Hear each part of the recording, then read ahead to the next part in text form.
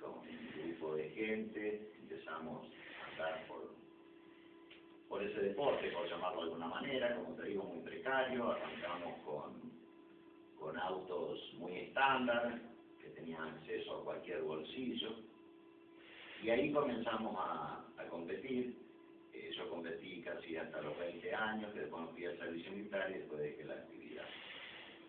Ya te digo, no alcancé la época en que los autos tenían alta preparación, porque al igual que los autos de carreras normales, de acuerdo a tu bolsillo, podés tener un auto ganador sin ser el mejor. Anécdotas hay muchas. Beto, ¿dónde compraban los autos, y después vamos también lo contás, que ustedes realizaban las carreras? ¿Dónde conseguían los elementos necesarios? Bueno, como te digo, lo nuestro era muy amateur y la mayoría éramos secos. Así que nos surtíamos en las casas que lo vendían este tipo de cosas en Rosario, en Galería Rosario, me parece que había una de las casas, que también había de aeromodelismo. Entonces comprábamos ahí, y como te digo, era todo muy barato dentro de la categoría, y además nosotros no éramos especialistas en correr en ese momento, hasta que después de los golpes fuimos aprendiendo, ¿no es cierto? Y vos, Omar, ¿cómo empezaste a practicar? Bien, lo mío sí que fue casi junto a Beto, pero nada más que por mi diferencia de edad, o sea, por 2 o 3 años, no mucho. Está siendo humilde, me parece que hay más, pero bueno. Al principio lo miraba como quien dice detrás del vidrio, regañándose al vidrio, y después también ingresé a esto.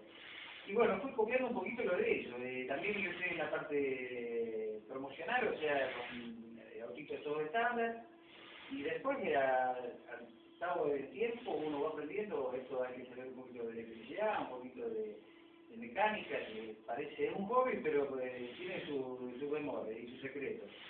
Y bueno, así comencé, viéndolo a ellos, incluso quiero recordarle a Beto que a la calle organizó una carrera por el campeonato nacional. Primero habían ido a correr a Selva ellos, y después estuvieron en Santa Fe, y después corrieron una carrera aquí en Cañarroquín, donde compitieron corredores de Buenos Aires, de Córdoba, de Santa Fe, de Rosario, donde aquí el que había tenido bastante buena actuación con los equipos que tenían los chicos de Cañada, era Tai Valliere, hoy actualmente vive en Rosario.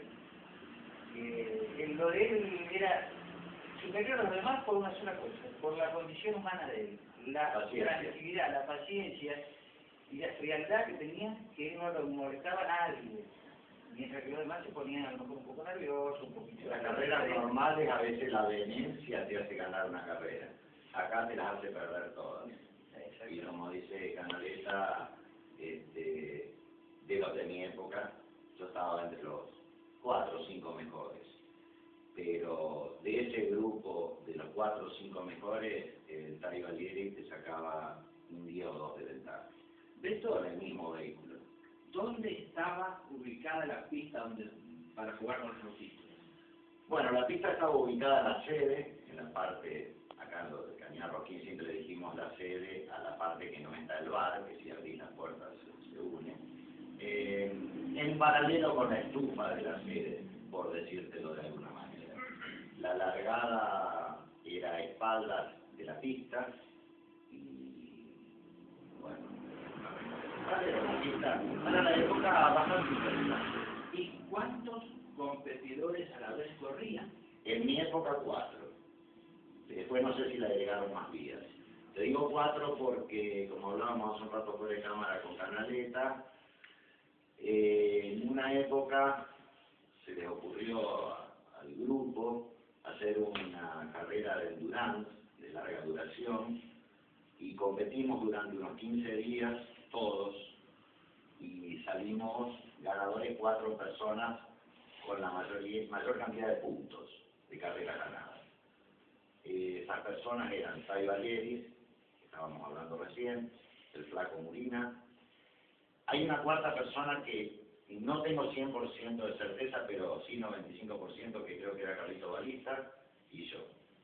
Y bueno, y fue una carrera de 4 horas que invitó invito al que nunca estuvo en esto, que pruebe correr 5 o 10 minutos y que se imagine lo que es correr 4 horas.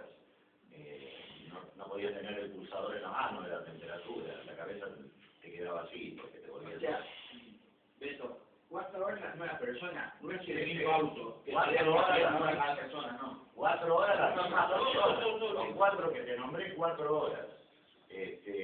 Obviamente en el medio de la carrera tenías que entrar a boxes, por llamarlo de alguna manera, porque el auto se te había roto, reparar y... Pero dentro de ir al baño. Y aguantarse, mi amigo. Y había 4 horas. Pero ir al baño era lo más chico. Vos pensás la vista, la cabeza y la tensión como te queda de 4 horas.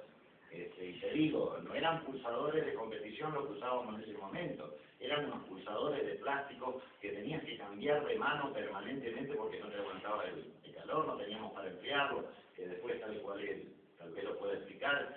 Cuando ya siguieron eso, venían pulsadores que vos lo podías enfriar, aparecieron pulsadores de competición, pulsadores de acero inoxidable. Los nuestros eran de plastiquito y ponga y juegue y cambiarle las gomas al auto a las 4 horas porque se deterioraban, o a determinada cantidad de tiempo echaban un antiderrapante, que acá Canaleta con buen tino se guardó un poco, que era, como la palabra lo dice, para que no patinaran las gomas. ¿Cuál era, Omar, la fuente de alimentación de la pista? Mira, la pista se trabajaba a 12 volt, o sea, corriente 12 volt. Voy a contarte que, por ejemplo, esta pista originalmente cuando vino con un transformador, porque en realidad la pista de Scalestri, como es el verdadero nombre, era para uso familiar. Quizás, si bien tenía dimensiones importantes, pero era para uso familiar.